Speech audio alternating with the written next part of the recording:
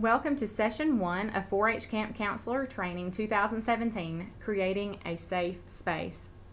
Research shows that young people benefit from time spent in positive and safe settings with adults and peers. But these kinds of settings don't just happen. Creating positive environments require intentional time in order to foster settings that are physically, verbally, and emotionally safe for all of you. As a counselor, you have an important role to play in helping to set a tone that encourages a caring, non-judgmental, and safe environment.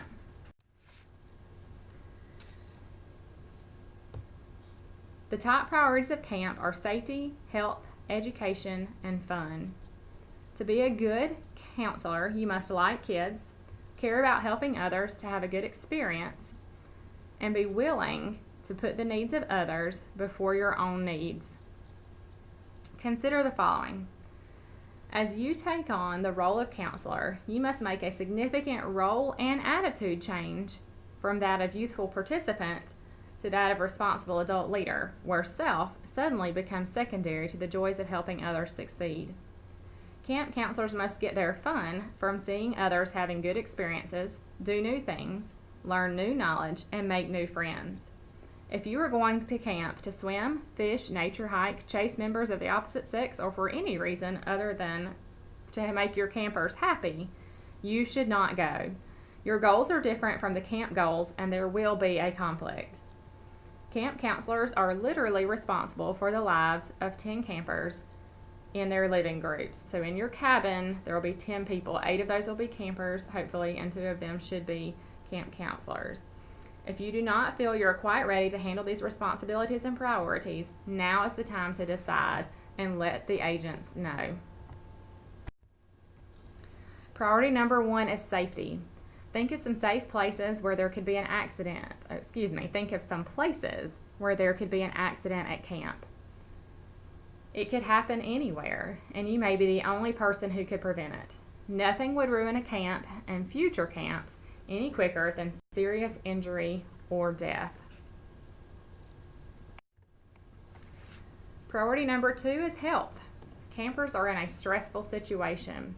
They're doing things that they're not accustomed to doing. They're using different muscle groups in ways that they may not be used to. They're eating new or different foods. They're sleeping in strange places. And they're doing all of these things with new people and no family to comfort or guide them. So it's extremely important that we take positive action to plan and conduct camp in a way that ensures campers' health. Priority number 3 is education. 4-H is an educational youth program of the University of Florida. Millions of federal, state, and county tax dollars support the educational programs of the University of Florida's Institute of Food and Agricultural Sciences Extension Service. You as camp counselors will be teaching every moment that you are with campers. You will be serving as mentors to all campers through your example.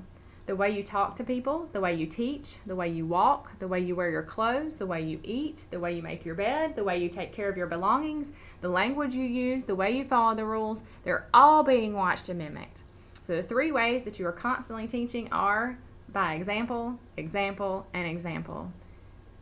The question I want you to ask yourself is, will you be proud of the things you teach your campers? Priority number 4 is that we want our campers to have fun. Camp has to be fun for all participants.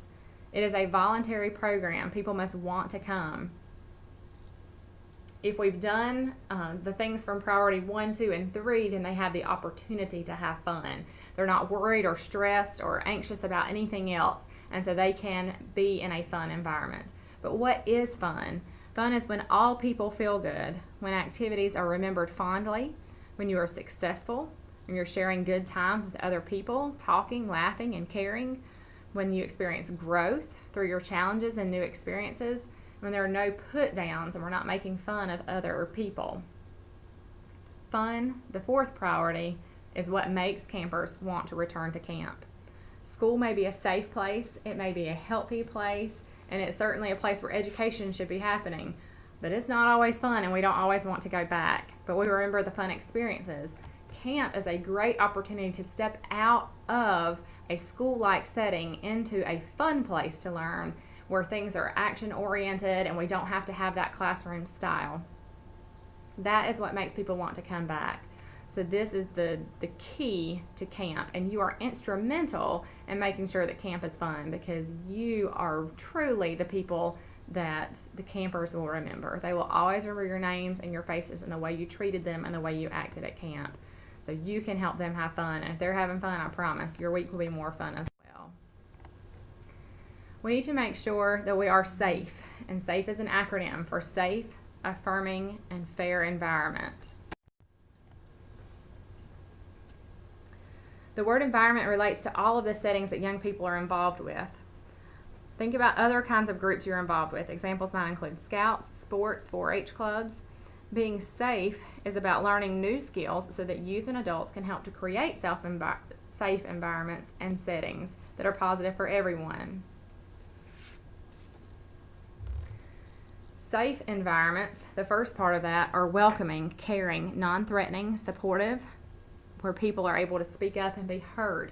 Children should feel relaxed with no fear of harm, no fear of being judged. That's why you see the non-judgmental on here. Safe environments are friendly, and where everyone follows the rules for safety purposes, not to have exercise control over others, but to make sure that things are safe. Everyone should feel secure. It should be non-violent, protected. They should be out of danger, taken care of, and safe and sound. In an affirming environment, people should feel a sense of belonging. They should feel they are being encouraged. There should be opportunities to get to know each other. They should feel respected. They should experience kindness. Everyone should be listening to each other. We should know and pronounce names correctly. That's something that we work really hard on as agents. And you especially should know the names of all of your campers in your cabin and be able to pronounce their names correctly.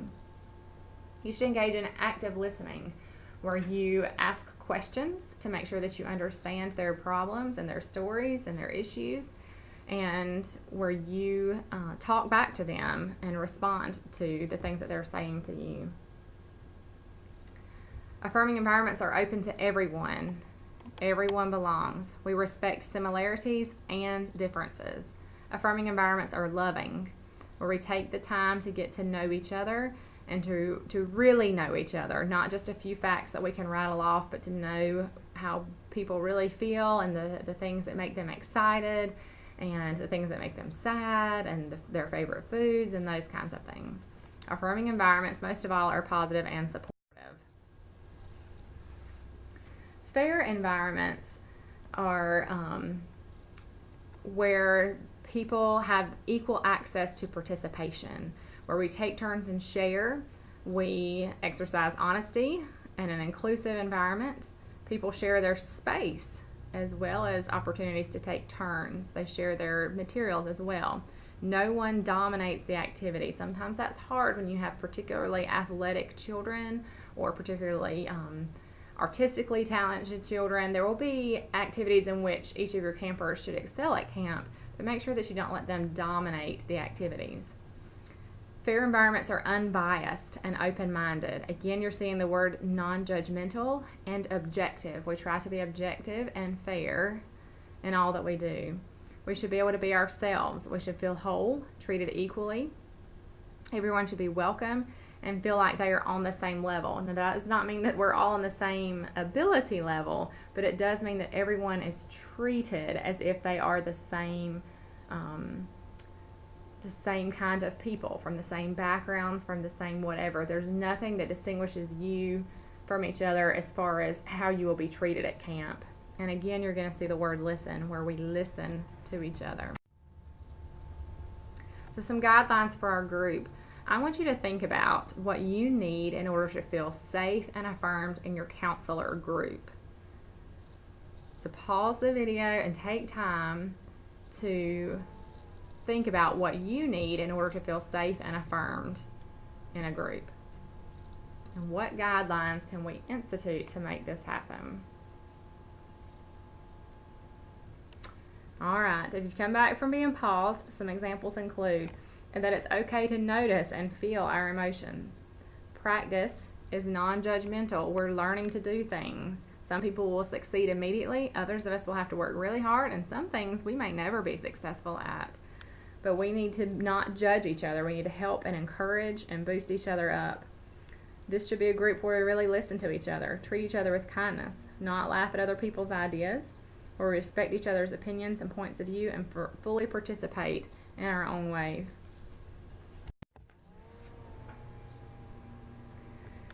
So I want you to stop and think about your name. What is your full name? Imagine that you are introducing yourself to someone else. I want you to think about what you would share about who you are culturally. Think about stories of your family, birth order of the children in your family, whether you were named after someone, your heritage, ethnicity, whether you changed your name when you were married, in my case, yes, or reclaimed your birth name after a divorce. Nicknames that friends or family call you by, as well as difficult things about your name, such as having it mispronounced or changed without your permission. So think about names like Elizabeth. People automatically shorten that to Liz or Lizzie. And maybe that's not what you like. Maybe you would rather be called Elizabeth, or maybe people call you Elizabeth because that's what they see and you'd rather be called Lizzie. Think about those types of things. And I want you to stop and truly think in your mind, pause the video, and think about if you were introducing yourself to someone, I want you to think about what you would share with them about yourself so they would be able to know you better. Our names are often very important to us and deeply connected to who we are, our families, and our heritage. Some of us have more access to information about our names and heritage than others. Becoming more curious about what we are, who we are, and our identities, and being willing to share our experiences can be very healing for people. This can create a sense of belonging and community within a group. Stories we share and hear about people's names often include joy and great pride. They may also include stories of pain, frustration, and loss. An important part of being respectful is not teasing each other in hurtful ways about our names. Respect is about calling each other the name we prefer to be called and pronouncing each other's names correctly. Respect is a value that often means different things to different people. Think about what respect means to you. Reflect on who you are at the core, your very best self. How it feels when you treat yourself respectfully and when you feel you were treated respectfully by others. Remember a time when you were treated by others in a way that felt positive and respectful. How does it feel to reflect on what respect means to you and share that with the whole group? So that's what we'll be doing in our class. So I want you to think about that. How does it feel to reflect on what respect means to you and how it would feel when you shared that? If you were in the group with us, you would notice that everyone defines respect differently. Every time we do this activity, we get different answers.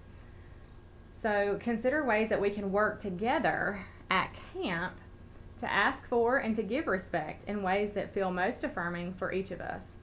How can we create a feeling of safety, belonging, and connection for everyone in the counselor group, and then transfer that skill to your cabin? We mentioned cabins, and that was a great segue into the next portion of this training, which talks about living group and cabin responsibilities. These are some line items that you need to think about as you're moving into your cabin and as you're working in your cabin. Your living group are your cabin mates. So when you move into your cabin, you need to select a bunk near the door. No one should come in or out during the night unless there is an emergency. Have your bunk made and items organized as a good example for campers to follow. Help campers get settled into the cabin and introduce yourself to them. Make sure they know your name and that you will be their counselor for the week. Make sure all prescription and non-prescription drugs are turned into the nurse for safekeeping and dispensation.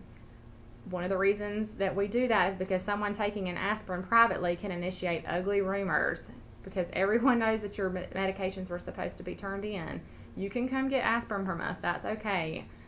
Basic medications, as long as we have permission from your parents, can be dispensed through the infirmary. But if you're hiding it, children are going to assume maybe that it's something that it shouldn't be. So make sure everything's turned in. It should have been turned in before you left for camp, but ask again before everyone gets completely settled in for the week. Help your camper select a bunk. Encourage bottom bunks, especially for those who sleepwalk or roll in their sleep, etc. If they know they get up to use the bathroom a lot, bottom bunks are best. We don't want anyone falling during the night. Many homesick problems are easy to solve within the first 30 minutes of camp.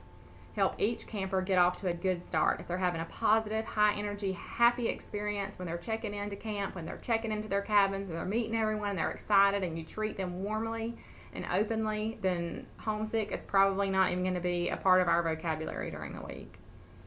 Make sure that one counselor is in your cabin at all times when campers are present. Campers should not be in the cabin unsupervised. Counselors should know the name of every camper in their cabin on the first day. Report all ill or injured campers, no matter how late at night or how minor it may seem to you. Prompt treatment of small troubles will frequently avoid big ones. We need you to be on the lookout for homesickness. We try to watch for this as well, but you're in the cabin and that's usually when you see it most. A camper who participates is seldom homesick, so keep them engaged in activities and moving quickly towards bed when you get back into the cabins at night. Go over the schedule each morning and evening to make sure your campers know when and where they are supposed to be. Be a worthy example in language, manners, dress, and ethics for your campers. Discourage negative discussions about individual personalities or shortcomings. Safety is a priority. It is number one at all times. Be alert to unsafe activities and take action regardless of who is involved. Encourage consideration for the privacy of others, their equipment, and their property. Discourage borrowing from others, even with consent. Keep your cabin clean and belongings put in proper places. This is a safety issue as well as a just keeping your stuff where it's supposed to be and not losing it issue. Anyone who needs to walk around during the middle of the night may not be able to see well, and we don't want them to trip. Be fair and impartial in dealing with all campers. As the counselor, you're responsible for all that happens in your living group. Try to be a friend and a leader. Be firm in your authority and decisions, but not bossy. Never attempt to manage the behavior of a camper by ridicule or physical punishment. Be sure each camper takes a daily shower, brushes teeth, washes hands before meals, changes clothes, etc.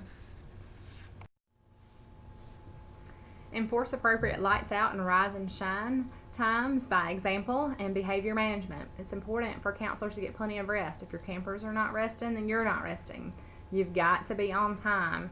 So making sure that these things happen will go a long way to help you do that. Set good examples by not using profanity or telling off-color jokes and stories. Use appropriate behavior management with campers who are abusive, or use disrespectful language. Report all lost, stolen, and found items to extension agents, and feel free to discuss any or all concerns, problems, or joys with any of the agents or adult volunteers. They will be held confidential where appropriate. Adults would much rather help you out with lots of little challenges than one big one that has gotten out of control. So do a little survival test here. Take time, pause the show, and take time to take the survival test. Jeff has been following you around all day. The rest of the boys have formed groups of friends, but Jeff is left out. What should you do? This is a good opportunity to find out things that Jeff likes to do and things that he doesn't like to do and help him connect with boys who feel the same way. Maybe Jeff has a big brother or big sister at home that he really is close to, and that's why he feels like he needs to stay close to you because he's missing them. Maybe Jeff just doesn't know anyone, and the other boys maybe knew each other from camp the first year. So make sure that you introduce him and give him plenty of opportunities to branch out and make good friends with children who are closer to his age. Let's move on to Steve. Steve is rather clumsy. He can't swim well, is not very good at volleyball, and is becoming self-conscious about his poor ability in sports. What should you do?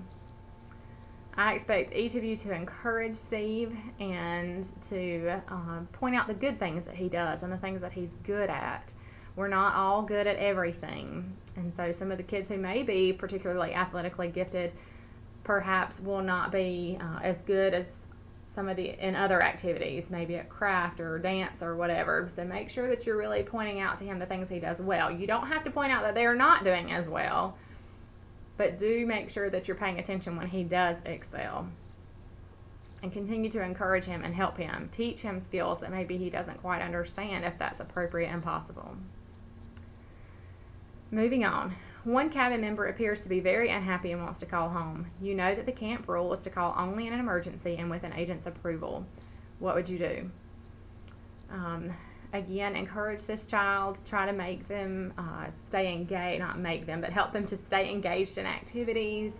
Help them to keep their mind off of things, talk about happy things, and be supportive of them and their group. If it really begins to be a problem, you need to find your 4-H agent and let them help you. Talk to this child and help them to decide if it's okay to call home, and then they will initiate that process. All right, now our next example, children are making fun of a camper who needs to pay better attention to personal hygiene. What would you do? First of all, discourage the picking and the making fun of. That's not a healthy environment. It's not good for the kids who are doing it because those things often get out of control. It's especially not good for the child who's being picked on, whether they know it or not. Even if it's behind their back or to their face, it's still not good. So let's not engage in that. The child who needs to pay better attention to personal hygiene, if you're too embarrassed to talk to them about it, the camp nurse or any of the 4-H agents will be happy to talk to this camper. And if it's a matter of bathing or brushing teeth, just remember to remind all of your kids. Ask them. Set up a shower schedule. Say, all right, guys, tonight, so-and-so and so-and-so are bathing first, then so-and-so and so-and-so, you're after them. Kind of just don't leave it up to them to decide whether or not they're going to bathe. Set up a schedule and tell them to get in. It doesn't have to be the same every night. It doesn't have to be printed or written on the wall, but do just a verbal schedule will be fine. A camper has had an accident in his or her bed during the night and the sheets are soiled. What would you do? If you notice that the camper doesn't say anything, you don't have to say anything to the camper. Just come get us and let us know, and we will go in while you are at breakfast or after your first activities, and we will strip the bed and make sure the sheets and things are laundered. And if they do tell you, keep it confidential. That's, I guess, either way, keep it confidential, but assure them that it's okay, that happens regardless of their age. Those kinds of things happen, and that they don't have to be embarrassed or be stressed out about it, and then we'll take care of it, and that's all you have to do. After that, you come to us and we will help, or we will clean it up for you. Make sure that it's taken care of. So hopefully you pass the survival test and you're prepared to have a great week at camp. If you saw some things maybe you're concerned about in this training, go ahead and finish the rest of the training modules. And if your questions are not answered in those, then you need to make sure that you contact your local extension office. So it'll either be the Jackson County Extension Office, the Calhoun County Extension Office, or the Liberty County Extension Office. Whichever county you live in and are camping with, you need to contact them and ask them your questions or share with them your concerns, because now is the time to be prepared for camp. You don't need to be embarrassed or wait, especially if you're taking this training online, because you're not out there to hear all the group discussion and the questions that other people are asking. They're probably asking the same things that you are, because maybe I didn't explain something quite right. So don't hesitate to do that. Finish up the other modules, and then make sure that you take the evaluation at the end of the training. We'll see you at camp.